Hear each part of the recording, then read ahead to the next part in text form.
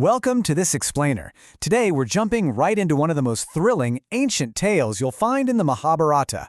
It's this massive, sweeping epic of love, deception, absolutely catastrophic loss, and ultimate redemption.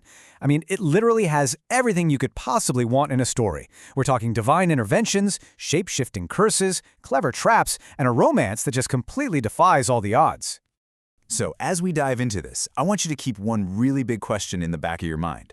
What happens when the gods themselves try to steal your true love? Just imagine the sheer stakes of that scenario for a second. We're not just talking about, overcoming a tough long-distance relationship or trying to win over strict parents. We are talking about literal, immortal deities descending from the heavens to claim the person you love. How do you possibly fight back against that? Well, let's find out. Love born from a swan, King Nala and Damayanti. Our story kicks off with King Nala of the Nishada kingdom. Now, this is a man known far and wide as a virtuous, heroic, and exceptionally handsome ruler. Plus, he was an absolute master when it came to handling chariots and horses, and over in the neighboring kingdom of Vidarbha lived Princess Damayanti. She was completely unmatched in her beauty, her compassion, and her brilliant intellect. But here's the really fascinating part. They had never actually met. Not even once. One day, King Nala manages to catch this beautiful swan, and in exchange for its freedom, the swan makes a deal with him. It promises to act as a messenger and fly straight to Princess Damayanti. So the swan goes to her and describes Nala's virtues, his bravery, and his character so perfectly and so poetically that Damayanti falls deeply, madly in love with him without ever having laid eyes on the guy. Moving on to Section 2, the Swayamvara test, a test of devotion. Eventually, a Swayamvara is announced for the princess. Think of it like the ultimate royal matchmaking event, where a princess formally chooses her husband from a huge gathering of famous suitors. Kings and princes are traveling from all over the world just to win Damayanti's hand. But news of her incredible beauty has actually reached the heavens. 4 mighty gods, Indra, Agni, Varuna, and Yama, decide, hey, we want Damayanti for ourselves. So on their way down to Earth, they intercept King Nala. They know exactly who he is, and they force him into a truly agonizing predicament. They command Nala to act as their messenger. They literally make him go to Damayanti and tell her she has to choose one of the gods. Bound by his duty, Nala delivers the message. But Damayanti, showing this incredible steadfastness, flat out refuses. She tells Nala that she's already chosen him in her heart, and there's no way she's choosing anyone else. Now here is where it gets absolutely wild, because the gods do not take no for an answer. On the actual day of the Swayamvara, the gods decide to play a massive trick on Damayanti. All 4 of them take on the exact physical appearance of King Nala. So Damayanti walks into the grand hall, and she sees 5 identical Nalas standing there. How on earth do you spot the mortal you love among divine imposters? Well, like we said, Damayanti is brilliant. She observes them really closely. She notices that 4 of these men have eyes that never blink. Their bodies have absolutely zero dust or sweat on them. And most importantly, if you look down, their feet are hovering just slightly above the ground. Only one man in that lineup is blinking, sweating, and standing firmly in the dust of the earth. She figures it out instantly and places the wedding garland right around the true mortal King Nala. Section 3, Kali's Revenge, the Fall of King Nala. So, the 4 gods actually accept Damayanti's choice. They bless the happy couple, and all seems well. But another entity does not take it so lightly, and a rapid tragedy starts to unfold. The malevolent spirit Kali. Now, just to be clear, this is the personification of the Dark Age, not the goddess, arrives late to the Swayamvara, and he's absolutely enraged that a mere mortal was chosen over divine beings. He vows revenge, and he's patient. He waits for years for a moment of weakness. Finally, he infects King Nala's mind, creating this overwhelming, totally unnatural addiction to gambling. Kali manipulates a high-stakes dice game between Nala and his brother Pushkara, and it's a disaster. Nala loses everything, his wealth, his jewels, and ultimately his entire kingdom. Driven to absolute ruin, Nala and Damayanti are stripped of their royal garments and cast out into the harsh, unforgiving forest. All right, Section 4, Exile and Transformations, Hardships in the Forest.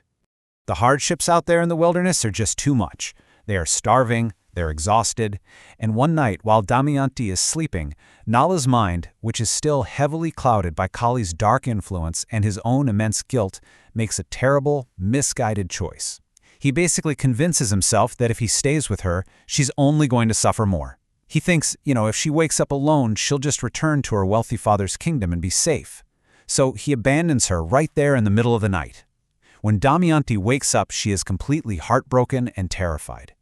But rather than give up or just run home, she shows this unbelievable resilience. She embarks on a relentless, refusal-to-quit search across the wilderness to find her lost husband. Meanwhile, Nala is wandering around alone when he stumbles across a blazing fire. Trapped right inside the flames is a magical snake named Karkataka. Nala bravely saves the snake, but in a shocking twist, the snake bites him. Now, actually, scratch that. It isn't an attack at all. It's a really strange kind of protection. The venom completely transforms Nala's appearance. He becomes short, dark, and entirely unrecognizable. He's now a man known as Bahuka. The snake tells him that this disguise is going to protect him from his enemies while he suffers through this curse. So, forced into servitude, the once great King Nala takes a job as a humble charioteer for King Rituparna in the far-off city of Ayodhya. Section 5. A clever trick, Damayanti's plan. So, Damayanti hasn't just been wandering aimlessly. She's been using her father's spies to search the entire continent. Eventually, she starts hearing these weird rumors about a phenomenally skilled, but, well, very ugly new charioteer named Bahuka working for King Rituparna. Remembering her husband's legendary, unmatched skills with horses, she suspects this might actually be Nala. So she concocts a totally brilliant trap. Step 1, she spreads a massive, false rumor that because Nala is presumed dead, she is holding a second Swayamvara to choose a new husband. Step 2, she intentionally gives an impossibly short timeline. The ceremony is tomorrow and the kingdom of Ayodhya is incredibly far away.